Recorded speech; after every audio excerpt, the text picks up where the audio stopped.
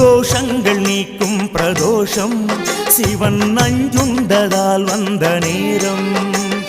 நாம் செய்த தீவினைகள் யாவும் அந்த பிறை சூடன் அருளாலே தீரும். நாரணன் விடையாக நந்தியின் கொம்பிடையில் சிவனாடும் நேரம் இது. சிவன் வரும் சுகமான நேரம் இது.